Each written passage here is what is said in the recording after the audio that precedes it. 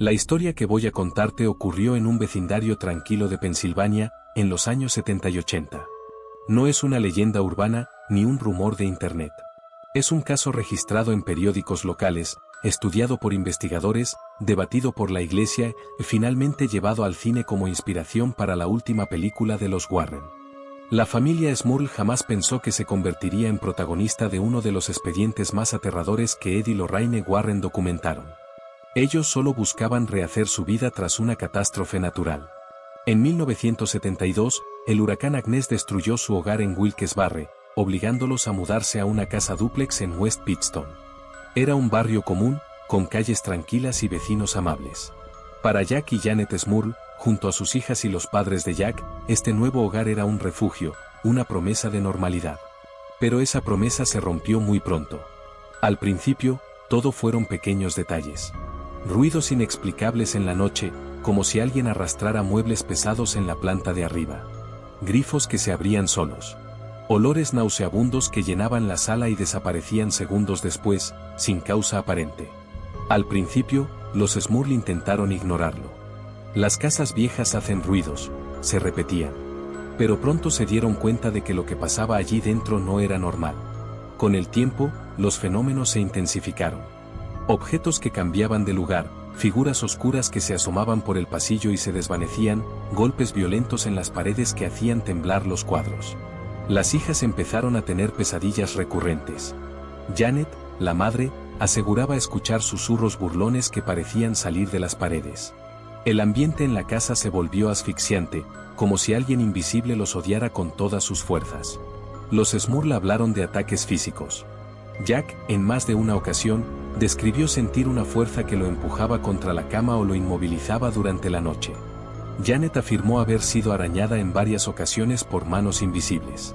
Y lo más perturbador, ambos aseguraron que había algo más, algo que intentaba agredirlos sexualmente en su propio dormitorio.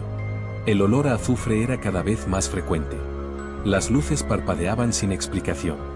El aire se volvía helado en segundos, como si algo pasara junto a ellos y les arrebatara el calor de golpe. Conforme pasaban los meses, la situación se volvió insoportable. Y lo más inquietante, los ataques parecían dirigidos, como si la entidad que habitaba esa casa supiera cómo destrozar a la familia poco a poco. Cuando los Smurl estaban a punto de rendirse, decidieron llamar a los investigadores paranormales más famosos de la época, Ed y Lorraine Warren. Era 1986 cuando los Warren entraron por primera vez en la casa Smurl. Y lo que dijeron vivir allí marcó el inicio de uno de los casos más oscuros de sus carreras. Lorraine aseguró percibir, nada más cruzar la puerta, una presencia maligna que impregnaba cada rincón. Ed describió cómo la temperatura cayó en cuestión de segundos y cómo el aire se volvió pesado, difícil de respirar. No tardaron en afirmar que no se trataba de un simple poltergeist, ni de un espíritu humano, sino de algo mucho peor, una fuerza demoníaca. Los Warren hablaron de 4 entidades distintas dentro de la casa, pero una de ellas dominaba a todas las demás, una criatura oscura, que se alimentaba del miedo y el dolor de los Smurl. Aseguraron presenciar objetos que levitaban, colchones que se sacudían violentamente, y una masa negra con forma humanoide que se deslizaba por las paredes. La familia, aterrada, buscó ayuda en la iglesia. Varios sacerdotes realizaron rituales de limpieza y exorcismos menores, pero nada parecía funcionar. De hecho, cada intento de expulsar a la entidad provocaba que la actividad se intensificara. Las paredes eran golpeadas con furia. Los olores fétidos eran insoportables. Y los ataques a Janet y Jack se volvían cada vez más agresivos. El caso llamó la atención de los medios de comunicación.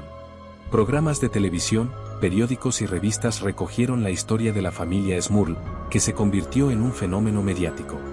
Mientras tanto, los Warren insistían en que estaban ante uno de los ejemplos más claros de actividad demoníaca que jamás habían enfrentado. Pero, como siempre en estos casos, los escépticos no tardaron en pronunciarse. Algunos expertos afirmaban que todo era fruto del estrés, de problemas psicológicos o incluso de un fraude deliberado para conseguir notoriedad. Para los creyentes, esas explicaciones eran insuficientes. Para los Smurl, lo que vivían era real y los estaba destruyendo.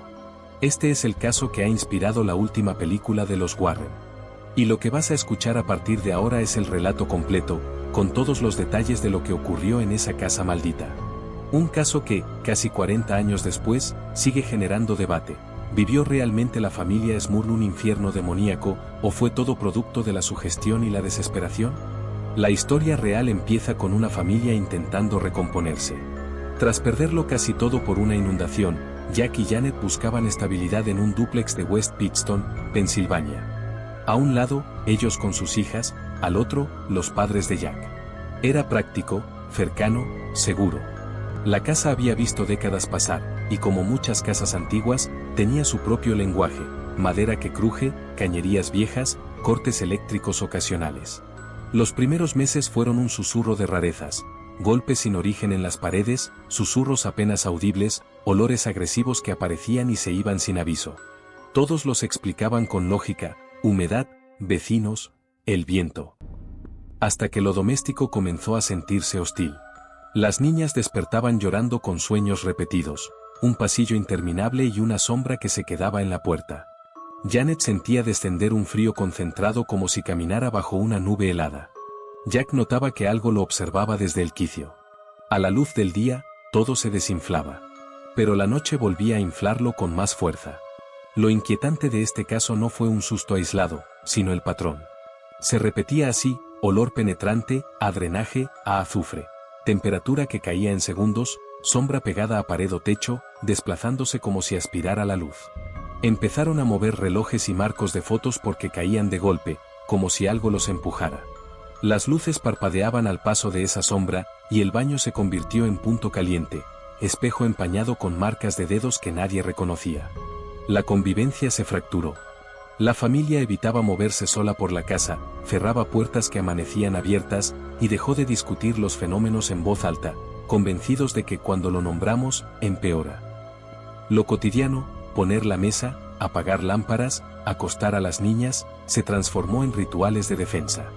Una noche, los golpes subieron de tono: no eran chasquidos de madera, eran puñetazos secos desde dentro del tabique. Tazas saltaron de la encimera, cajones se abrieron de golpe. Janet relató arañazos que amanecían nuevos, finos y paralelos, en la espalda. Jack habló de opresión nocturna, el peso de algo que no se ve y te deja sin voz. El dormitorio dejó de ser refugio. Olores sulfurosos a horas fijas, corrientes gélidas que no obedecían al clima, y esa sensación de intrusión que convierte la cama en territorio ajeno. La familia empezó a dormir con lámparas encendidas, radio sonando bajo volumen y oraciones en las mesitas. Lo psicológico se mezcló con lo físico: agotamiento, irritabilidad, miedo anticipatorio. Cuando todo contacto humano, familia, trabajo, vecinos, se filtra por el tamiz del temor, la casa ya no es un lugar, es un estado mental. Y en ese estado decidieron pedir ayuda. Llamaron a Ed y Lorraine Warren. Al cruzar, describieron caída súbita de temperatura, un ambiente denso y hostil. Lorraine, con su sensibilidad, habló de presencias múltiples y una entidad dominante. Ed describió odio inteligente más que ruido sin dueño. Colocaron reliquias religiosas, hicieron oraciones y registraron incidentes: golpes inteligibles, objetos desplazados, sombra consolidada en esquinas. Hablaron de infestación que habría progresado hacia opresión. El territorio, la psique y la rutina de la familia ya estaban colonizados. Su hipótesis: no era un fallecido atado al lugar, era algo que se alimentaba de tensión. Cada pleito, cada noche en vela, cada lágrima, era combustible. La recomendación: reforzar lo espiritual, disciplina en el hogar, no provocaciones, no sesiones caseras, y pedir asistencia eclesiástica. Con la parroquia involucrada, llegaron bendiciones y oraciones mayores. La historia real describe mejoras breves seguidas de picos más violentos. Durante los ritos, el patrón se intensificaba: olor, frío, blasfemias susurradas, golpes tras paredes. En días tranquilos, era como si la casa respirara por la nariz: silencios densos, expectativa. La familia obedeció: evitar pravekasten, rutinas de oración, sacramentales en umbrales. Pero la vida no se detiene. Trabajo, escuela, compras, todo giraba alrededor de la noche. Y cada noche era una incógnita. La casa parecía aprender que los quebraba. Esa es la parte más perturbadora del expediente. La historia saltó a prensa y televisión. Llegaron cámaras, opiniones, visitantes con curiosidad morbosa. Ese foco no ayudó: más estrés, menos descanso, más material emocional para lo que fuera que habitara allí. La familia, con apoyo, ordenó el relato completo y acabó en un libro que recogía cronología, fenómenos y la intervención de los Warren. A inicios de los 90, una telefilm popularizó aún más el caso.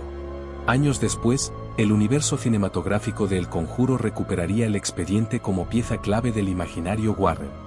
Cada adaptación vuelve a comprimir y dramatizar, pero el nervio está en lo mismo, una familia corriente convencida de que algo consciente tomó su casa y su descanso como campo de batalla. Los escépticos ofrecieron otra lectura: casas viejas con tuberías, moho, gases que explican olores, variaciones térmicas por aislamientos precarios, ruidos estructurales que en la noche suenan como pasos, parasomnias que justifican opresión nocturna, estrés que potencia percepción selectiva. Se criticó que no hubiera pruebas concluyentes, fotos inequívocas, registros instrumentales replicables, observación externa prolongada sin condicionantes. También cuestionaron intereses editoriales / televisivos que, según ellos, podían contaminar el relato. Aún así, lo escéptico no desmonta lo emocional, el miedo vivido por la familia. Y lo creyente no prueba lo demoníaco.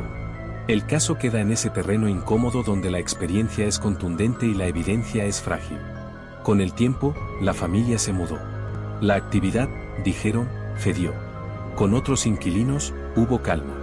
Pero el expediente siguió latiendo en libros, televisión, ahora, en la última película. ¿Por qué regresa este caso una y otra vez?